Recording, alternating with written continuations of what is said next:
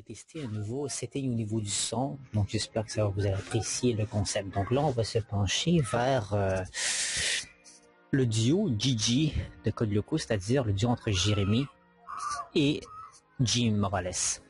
Ce duo a vraiment explosé en termes de potentiel vers l'épisode Code Terre, dans lequel Jérémy vient récupérer le disque qui mènera à la matérialisation de Lolita, et il finit par courir comme si sa vie en dépendait, et il finit par se fouler la cheville. Il a besoin de l'aide de Jim pour le transporter sur son dos afin de pouvoir rejoindre l'usine, et c'est après que Jim découvre leur secret.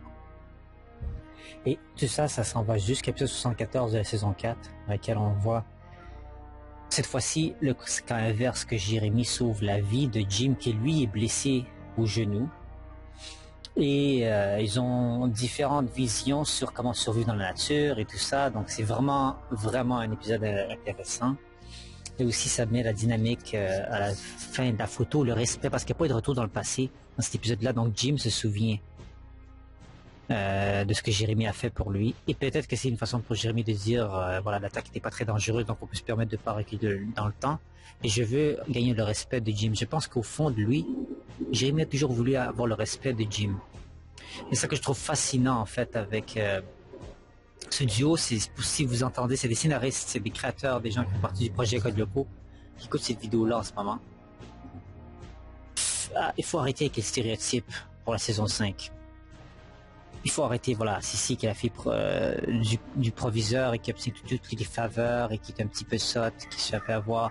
Tu as Odd, le petit jeune artiste flamboyant qui porte des grandes couleurs et qui fait rire tout le monde. Le clown de service, quoi. Tu as Ulrich, le beau gosse qui est bon en sport mais qui est nul à l'école. Tu as William, le ténébreux rebelle, qui fonce dans le tas et qui est téméraire. Tu as Alita, la petite princesse naïve qui a besoin d'aide à beaucoup de moments pour pouvoir essayer de gérer sa vie. Tu as Jérémy, l'homme à lunettes, qui est toujours derrière un clavier et qui est nul en sport. Et tu as également Yumi qui lui permet d'être toujours manger des nouilles et des sushis à la maison, comme ça, pas d'autres repas que ses parents pouvaient faire en plus. Donc c'est ça qui était vraiment intéressant là-dedans, c'est de voir que on peut défaire ces codes-là. Avec cet épisode-là, on défait les codes. Jérémy, voilà, il survit dans la nature, il se sacrifie son corps et âme, il préfère rester avec Jim, il fait confiance à ses amis pour pouvoir prendre le relais pendant son absence, et c'est ça qu'on va voir, en fait, la dynamique que j'aimerais qu'on exploite dans cette 5e saison. Ça serait que Jérémy suive des cours de nutrition, parce qu'il veut vraiment améliorer son état mental, parce que comme dirigeait Juvénal, un esprit sain dans un corps sain. Donc dans cet aspect-là, Jérémy veut vraiment mettre en place une symbiose parfaite entre son corps et son esprit. Il va travailler là-dessus durant la saison. Évidemment, il y aura des problèmes et des imperfections, parce que Ixana va devenir plus puissant, il y aura des boss des monstres, il y aura nécessité de sa présence dans les ordinateurs tout de même. Donc il devra faire des dilemmes. Est-ce que je reste avec Jim pour faire ces cours-là? Il va se douter de quelque chose, que je suis toujours en train de partir, encore plus que d'habitude. Je vais pas le décevoir, il compte sur moi, donc ça va jouer ici avec le jeu de confiance. Et peut-être éventuellement à Jim qui officiellement découvre le secret des locaux guerriers. Et j'ai compris pourquoi ils ont voulu éloigner Jim des locaux guerriers avec le temps. C'est parce que c'est une série pour les gamins, pour les enfants, puis on peut pas mêler les adultes à ça. C'est le rêve des gamins. Et Jim serait pas vraiment adéquat qu'il serait avec des enfants déjà, hein. Puis c'est justement ça, la différence de visionnement avec les différentes cultures. Par exemple, j'avais un Américain qui réalisait ça à la série. Puis je dis Américain et États-Unis parce que lui, quand il voyait que Jim voulait intégrer le band des locaux guerriers dans la saison 1, épisode 2, le voir pour le croire, après quand on voulu sauver la vie de certaines personnes, il trouvait ça vraiment bizarre comme comportement. Et quand Yumi embrassait sur la joue Jim pour le remercier dans un faux départ et tout, il trouvait ça vraiment bizarre. Au Cotter, je sais plus. Non, c'était faux départ, c'est ça. Non, faux départ à la fin de la saison 1. Il donne un petit bisou sur la joue, quelque chose que même Ulrich n'a pas pu obtenir, si je ne m'abuse, dans la saison 1 pour de Yumi. Et les youtubeurs avaient trouvé ça vraiment bizarre comme comportement.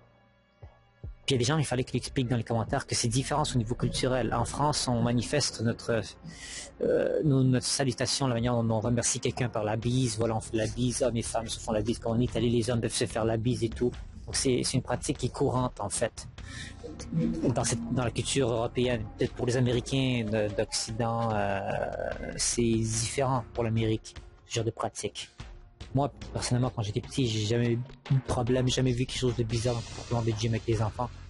Je considérais qu'il était une personne avec un bon cœur, qui était drôle et qui voulait vraiment la réussite de chacun des collégiens au niveau de la santé, et qui voulait vraiment instaurer une certaine forme de discipline à sa façon, loufoque, évidemment. Mais voilà, je veux que ce duo revienne, le duo DJ, Jérémy et Jim, G.I. Jim, comme ils disent.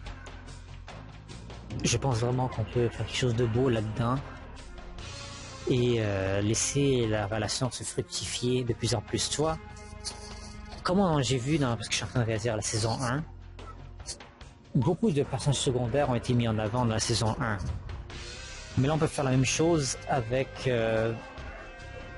les personnages secondaires qui seraient mis en avant, plus développés avec des personnages principaux comme on a fait dans la saison 1, mais cette fois-ci, que ce soit vraiment bien développé. Et que ce sera des épisodes qui ne seront pas des épisodes feuilletonnants comme on avait beaucoup dans la saison 1. Beaucoup de feuilletonnants, c'est-à-dire qu'on pourrait passer à travers certains épisodes et ça n'aura pas nécessairement d'incidence sur l'histoire, nécessairement.